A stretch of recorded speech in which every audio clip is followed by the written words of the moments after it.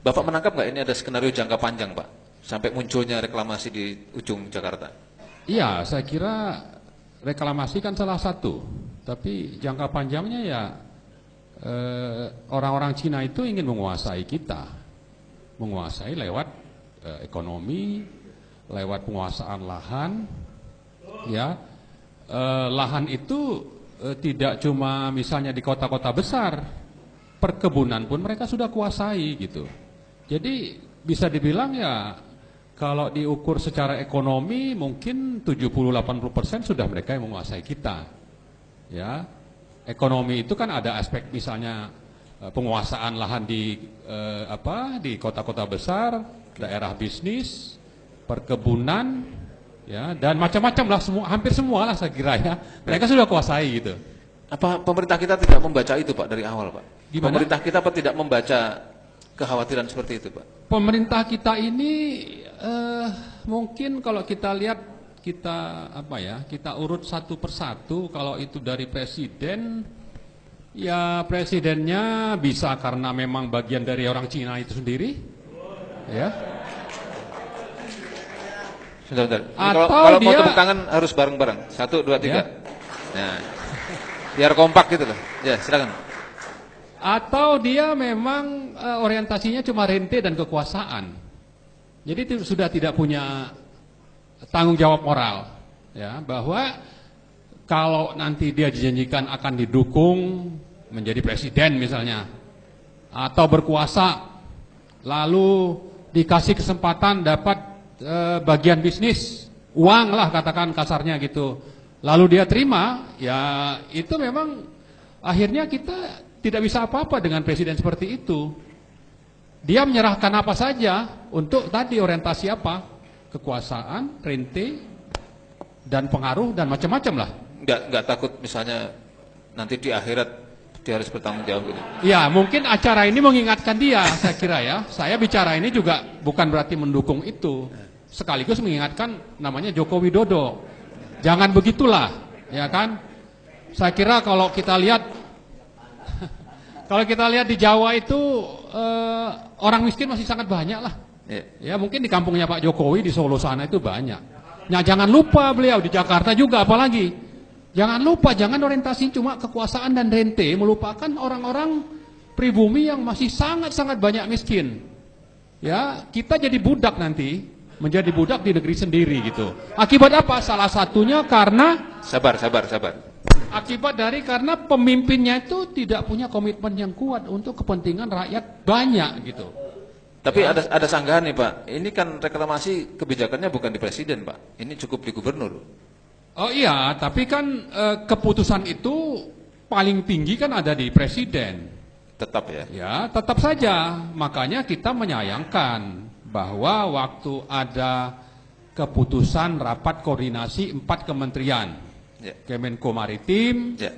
LH, KKP, Perhubungan, sudah jelas kan? Itu di stop. Mestinya kan di-endorse, dikukuhkan oleh yang namanya Joko Widodo. Ya kan? Tapi dia ganti dulu menterinya. Kenapa tidak, Pak, waktu itu, Pak? Ya? Analisa Bapak, kenapa Jokowi tidak melakukan itu, Pak? Iya, karena memang dia bukan orientasi untuk rakyat tadi kan. Orientasinya untuk siapa? Untuk pengembang, untuk orang-orang Cina. Baik yang di sini maupun yang ada di daratan sana. Kepentingannya menguasai kita gitu. Ini Bapak mengatakan lugas sekali, datanya memang valid ya, Pak ya? Lah kalau tidak nanti silakan aja, saya juga siap gitu. Untuk diinterogasi atau apa. Takbir!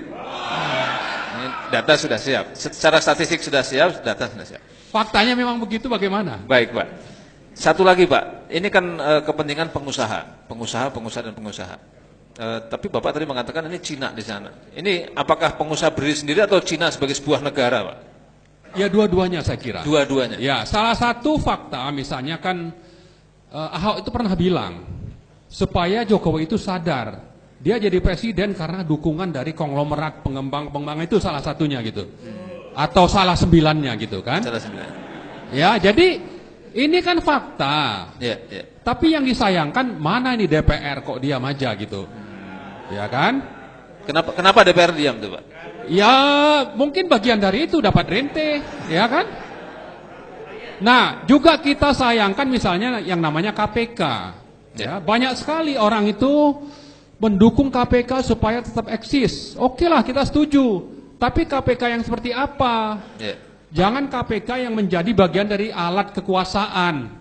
Ya, banyak sekali sebetulnya fakta-fakta di persidangan, ya, dari berbagai kasus besar yang menunjukkan bahwa yang terlibat bukan cuma yang sedang diadili, tapi fakta persidangan itu mengarah kepada orang-orang lain.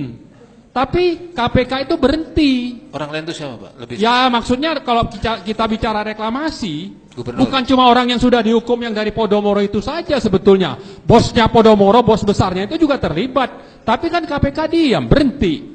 Ya. Lalu juga kasus yang melibatkan Ahok. Begitu banyak bukti yang sudah dikumpulkan dan disampaikan kepada KPK untuk misalnya kasus Rumah Sakit Sumber Waras, atau kasus tanah BMW, atau tanah yang di Cengkareng. Banyak, tapi kemana KPK? Ya, KPK kan coba mencari dalih supaya Ahok ini tidak diseret ke KPK, ditangkap. Padahal orang itu sudah sangat-sangat layak ditangkap. Ya, ditangkap itu. Tapi faktanya apa? Presidennya melindungi, KPK juga sama, DPR-nya diam. Artinya memang kita sudah takluk oleh Cina-Cina ini, ya, dengan menguasai lembaga-lembaga negara. Takbir. Ya. Bapak melihat ada bom waktu, Pak, di sini, Pak. Ada bom waktu di sini, Pak. Ya, saya kira bom waktu semuanya tidak kita inginkan. Tapi potensi itu ada. Acara ini untuk mengingatkan jangan sampai bom waktu itu meledak, yang akan merugikan kita semua. Oleh sebab itu yang nomor satu harus mendengar ini adalah Joko Widodo gitu. Ya.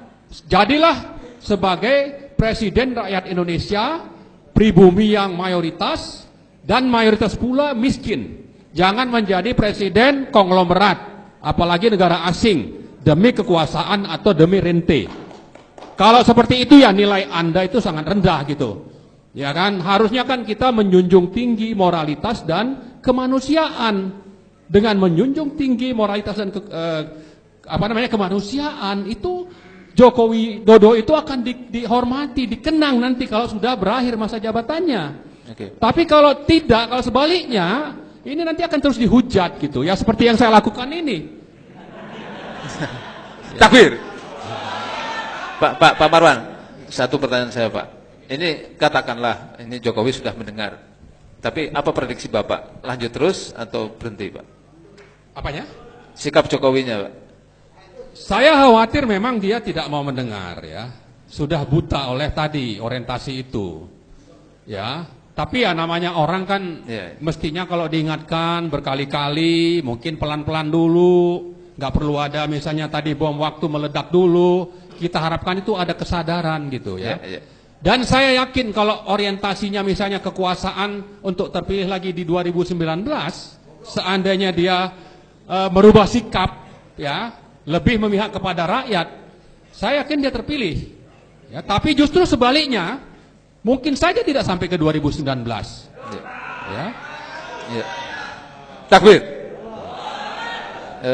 Sepintas tadi saya mendengar ada istilah-istilah yang sebut sajalah forbidden words itu. Jadi mohon tidak diungkapkan di sini ya, kata-kata yang seperti itu. Baik, kembali Pak Marwan. Jadi kalau begitu ada bahaya Cinaisasi di balik reklamasi Teluk Jakarta?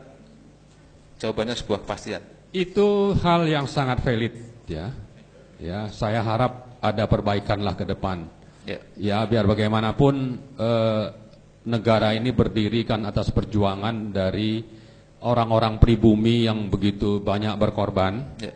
Dan itu sebabnya dalam Undang-Undang Dasar 1945 yang asli disebutkan bahwa yang jadi presiden itu ya orang Indonesia asli. Yang sayangnya itu sudah diamandemen dan mungkin ini bukan mungkin ya, harus kita perjuangkan lagi itu untuk dikembalikan gitu. Ya.